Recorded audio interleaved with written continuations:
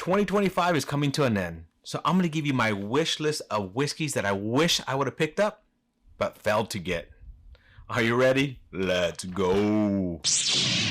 Welcome back to Old Fashioned Ways. I'm Doc Martinez, and today we're going to go over a list of my 2025 whiskeys and bourbons that I wish I would have grabbed, but somehow they managed to escape my hunt. Yep, the whiskey gods were not favoring me on these hunts, but that's okay. I got a lot of good whiskeys anyways. I want to share with you some of the ones that slipped through my fingers. Now, these are not in any particular order, and on the list, I'm actually leaving out stuff like BTAC and Pappies and stuff like that as the main list. It is a list that is still stuff that's hard to find, but probably a little bit more readily available to find than like those hard BTAC kind of things. All right, number one on my list, High West Prisoner Share.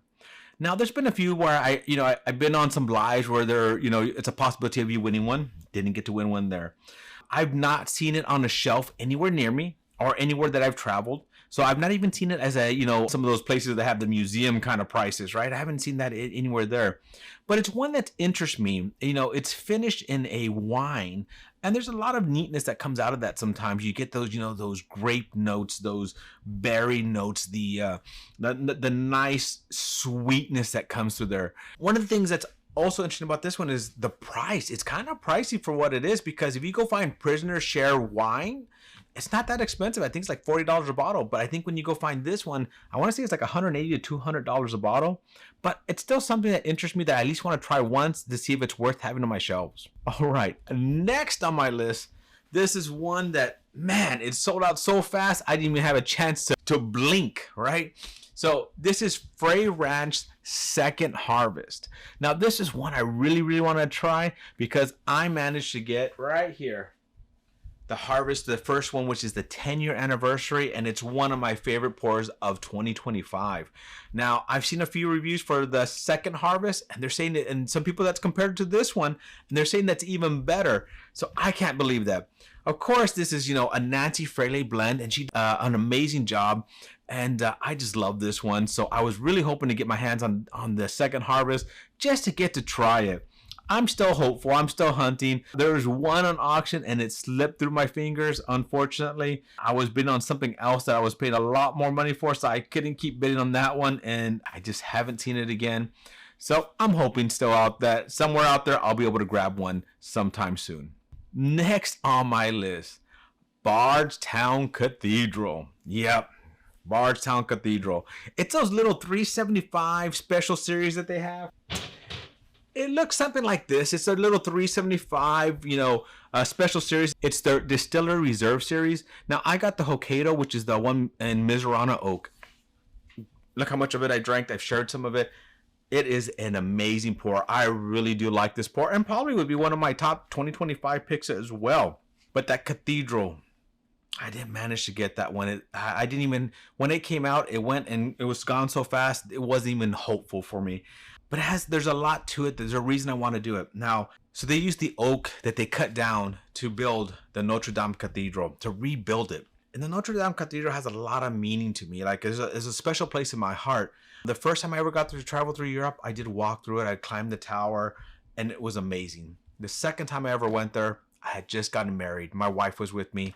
And when we were traveling through Italy and through France, we were going through every cathedral and we're dipping our wedding rings in them. Just kind of give us some good luck for the future, to bind us together a little bit more.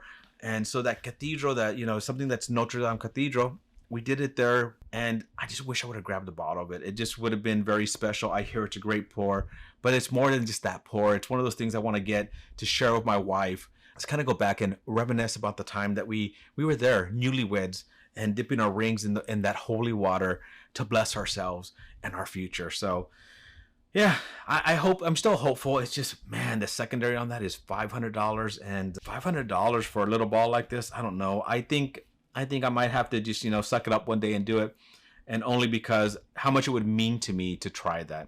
That's next on my list. All right, before I go to my last three, I'm going to do some honorable mentions here. Now, as I said in the beginning, BTAC was not on my list for this, right? I didn't want to do any BTAC, but on my honorable mention, there is one BTAC.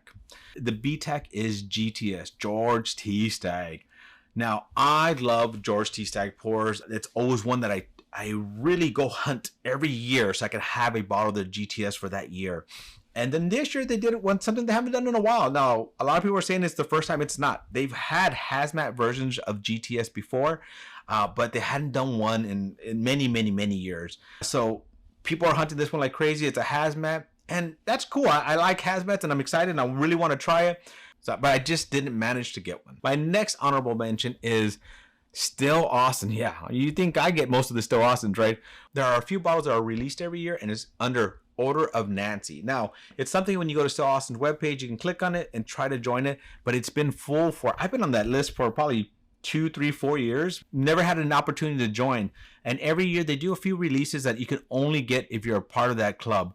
So unfortunately, that's another one that I don't think I'll ever be able to get. And when the people that I know that are in it are only allowed to get one bottle. So unfortunately, I don't think that's one I'll ever get, because I don't know if they're ever going to open it up. I mean, I've been on that list for a long time. All right, so my next 3 are some big ones. There's some ones that I wish I would have grabbed. And the first one on that list, I almost had it. Somebody reached out to me, said they had it available. I did not see the text. I saw it like later, and they were not at the store anymore. They went the next day, wasn't there anymore. And that is the Heaven Hill 90th anniversary. So that one that almost in my grasp, but I was too slow on the trigger and I missed it. The reason I really wanted to get it, if you look behind me up here, you can see I have quite a few of the Heaven Hills. I do like those pours. I think overall, I mean, they're a little bit pricey for what they are, but they're actually just enjoyable kind of sippers. Not an everyday sipper, but something that's just sometimes you wanted to sit down and enjoy a pour, and Heaven Hill does a great job with that. And I keep hearing good things about this 90th anniversary. So next on my list is one that I normally get, and I don't know what happened this year. Four Roses 2025, the limited edition. Now, when I was up in London, they had it there. I didn't grab it. I had so many bottles with me already, so many things that I was bringing back. I didn't have room for it, and I said, I get it every year. I'll find it. Famous last words, right? Everywhere here, I've not seen it. I've not even come across it. I've not seen it available to me. I've not had anybody say, hey, do you need one of these? I just haven't seen it. I don't know. Did they produce less bottles this year? Because every year it always seems like there's somewhere I can go grab one, but no, not this year. Four Roses is one of those distilleries that are kind of hit and miss with me, but I've always enjoyed the limited editions. And so I try to, ever since I started doing this, I've always tried to grab one of those bottles. And this year, it slipped me by. There's always hope. You know, those things will, some will, I think that one's one that will pop up someday that I'll be able to grab. All right, last but not least, and probably the hardest and most expensive bottle on my list is King of Kentucky. Yep, King of Kentucky. I've been blessed to have a few pours of that. Had a pour with Shane, had a pour with my buddy Wade and Tom Black when we were out there. Great pour.